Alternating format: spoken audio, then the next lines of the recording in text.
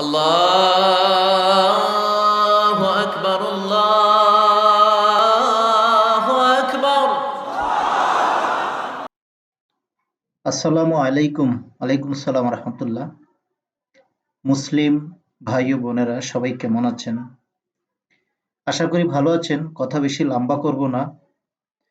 আজকে আমি বিশেষ কিছু দোয়া দিতেছি আপনাদের মাঝে, যেই দোয়াগুলো মনে প্রাণে বিশ্বাস করে আল্লাহ পাক রব্বুল আলামিনের প্রতি দীর্ঘ বিশ্বাস রেখে মনোযোগ সহকারে আপনি যদি এই ভিডিওটা শুরু থেকে শেষ পর্যন্ত শোনেন, আমার দীর্ঘ বিশ্বাস আপনার অনেক সমস্যা সমাধান হয়ে যাবে। এখানে অনেক দোয়া আজকে তেলাওয়াত করা হয়েছে, যেমন আল্লাহুম্মা ইয়া রাজ্জাকু ইয়া ওয়াহাবু। শুরুতে আল্লাহুম্মা তেলাওয়াত করা হয়েছে। আল্লাহুম্মা এর অর্থ হইল আল্লাহ। আল্লাহুম্মা মানে হে আল্লাহ, আমি তোমার কাছেই চাইছি। মনে রাখবেন, দুনিয়াতে কারো চাহিদা কেউ পূর্ণ করতে পারবে না। মহান মালিক রব্বুল আলামিন যতক্ষণ পর্যন্ত আপনার চাওয়া পাওয়া ইচ্ছা পূর্ণ না করবে। তো ভাই, এখানে আরো কিছু দোয়া, যেমন আল্লাহুম্মা ইয়া ফাত্তাহু ইয়া গনিয়ু। এখানে বিশেষ দোয়াটা আল্লাহুম্মা ইয়া ফাত্তাহু ইয়া গনিয়ু। ফাত্তাহু সংক্ষিপ্তি অর্থ হইল আপনার কাজে কামের মাঝে বাধা। অনেক মানুষ আছে চাকরি করে, অফিসে প্রতিহিংসা। অনেক মানুষ ঘরে আছেন, বাসায় আছেন, কিন্তু প্রতিহিংসা। আপনি একটু ভালো টাকা পয়সা কামাইতেছেন, ভালো চলতেছেন, আপনাকে নিয়ে প্রতিহিংসা করে, এবং আপনার ব্যবসা আছে আবার বন্ধ থাকে। খোলনকারী। ইয়া ফাত্তাহু এর সংক্ষিপ্তি অর্থ খোলনকারী, আপনার রিজিকের দরজা খুলে দিবে। এখানে আছে ইয়া গনিয়ু।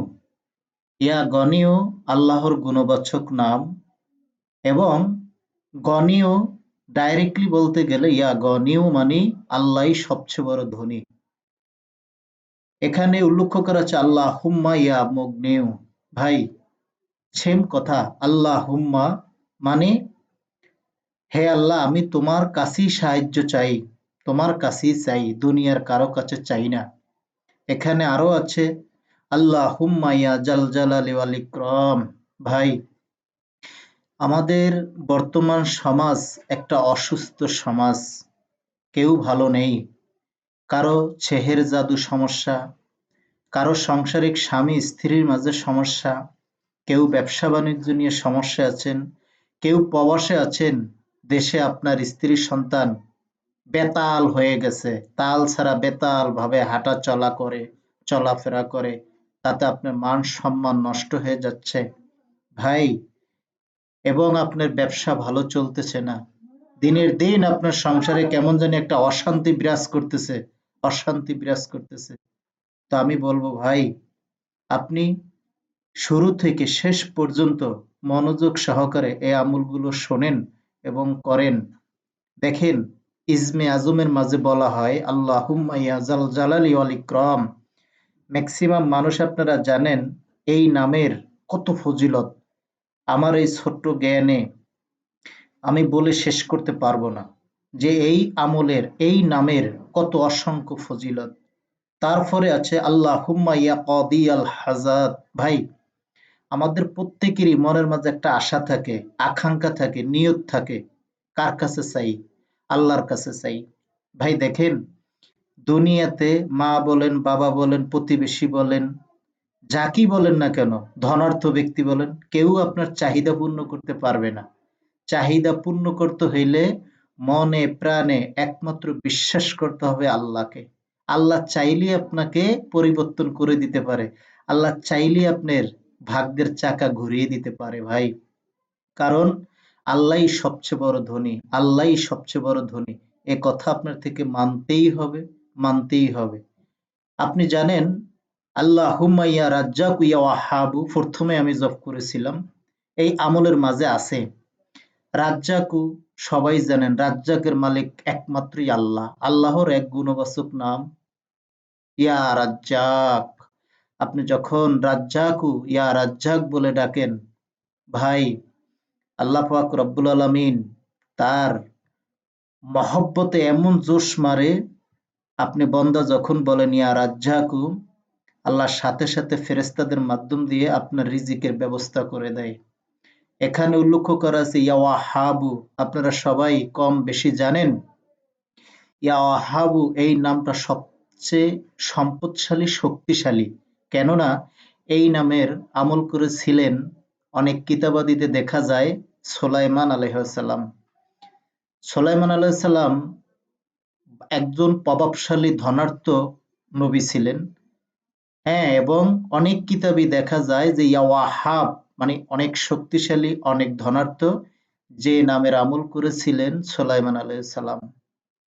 তো ভাই আরো আছে, যেমন আল্লাহুম্মা লা ইলাহা ইল্লা আনতা সুবহানাকা ইন্নী কুনতু মিনাজ জালিমিন। ভাই আমরা সবাই জানি, ম্যাক্সিমাম মানুষ আমরা যখন বিপদগ্রস্ত হই তখন আমরা এই দোয়া বেশি বেশি করে তেলাওয়াত করি, এবং আমরা যারা অন্তপক্ষে মোটামুটি দিন সম্বন্ধে, কোরআন সম্বন্ধে, এলেম সম্বন্ধে আমরা একটু জানি, তখন আমরা সবাই মনে করি যে ইউনূস আলাইহিস সালাম মাছের পেটে ছিলেন ৪০ দিন, এবং সর্বশেষ এই দোয়ার মাধ্যমে আল্লাহ তাকে সেখান থেকে মুক্তি দিয়েছেন।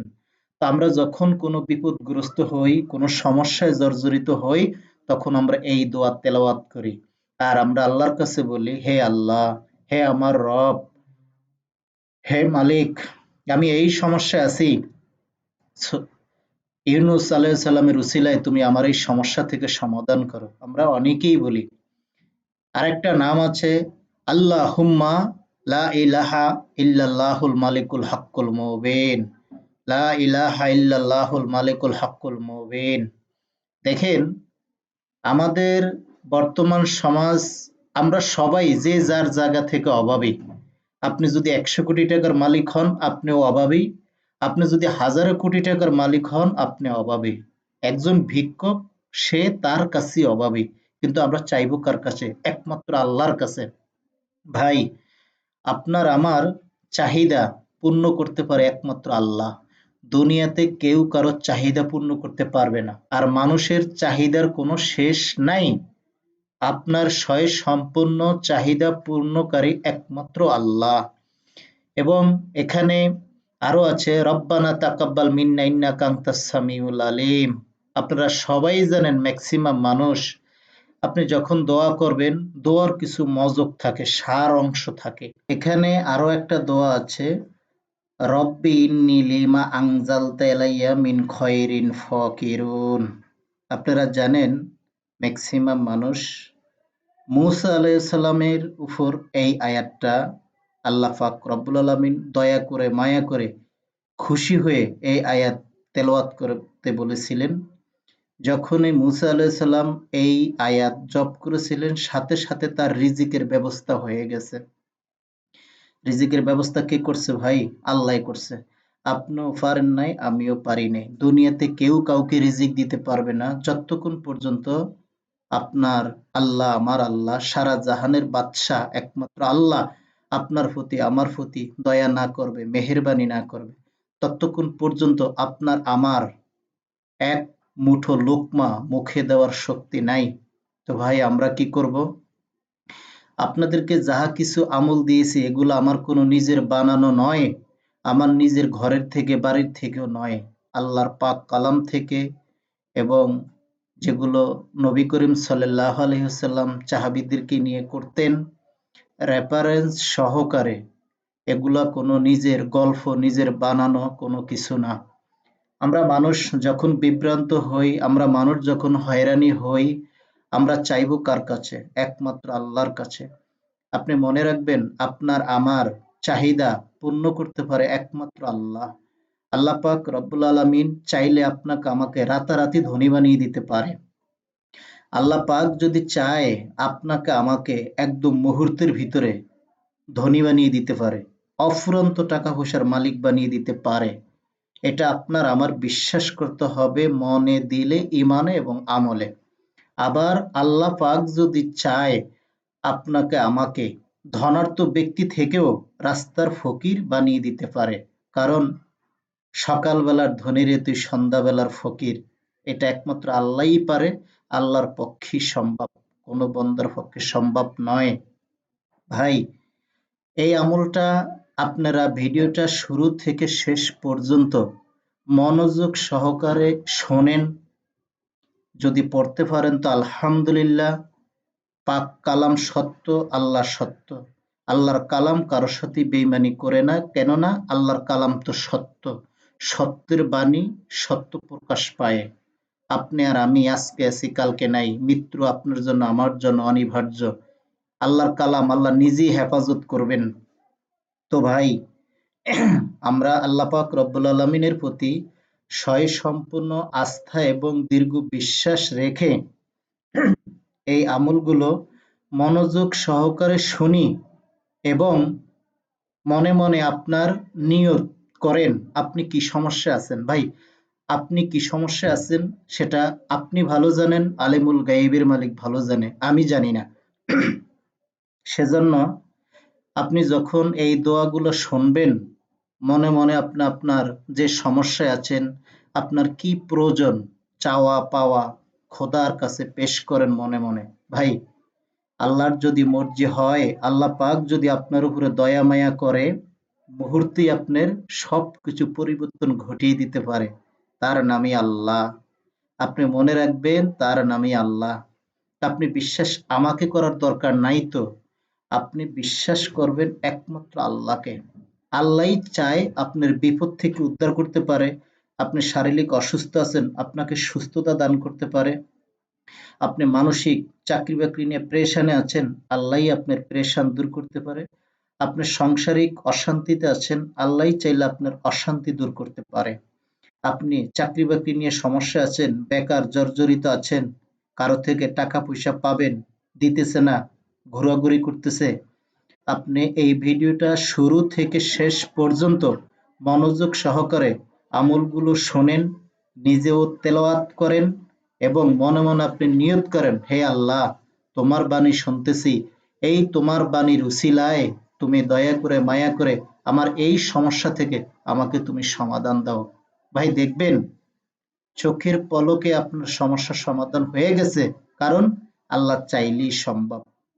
তো ভাই, আমরা আশা করব একটা মিনিট স্কিপ না করে মনোযোগ সহকারে আপনারা ভিডিওটা শুরু থেকে শেষ পর্যন্ত তেলাওয়াতগুলো শোনেন, আমলগুলো শোনেন এবং আপনি আমার ইউটিউবে সাবস্ক্রাইব করে দিয়েন, ফেসবুকে ফলো করে দিয়েন। আপনার মতামত শুরু থেকে শেষ পর্যন্ত শুনে আপনি মনে মনে খোদার কাছে নিয়ত করবেন। আপনি আমার এখানে আমিন দোয়া চাওয়ার দরকার নেই। যে অনেকেই আছে ফেসবুকে কমেন্ট করে, ইউটিউবে কমেন্ট করে দোয়া চায়, ভাই আমার জন্য দোয়া করবেন। ফেসবুকে ইউটিউবে দোয়া করার কিছু নাই। আপনি আপনার মতামত লিখতে পারেন, দোয়া মনে মনে নিয়ত করবেন খোদার কাছে, আপনি আপনার জবান থেকে দোয়া করেন মাওলার কাছে। বুঝতে পারছেন ভাই?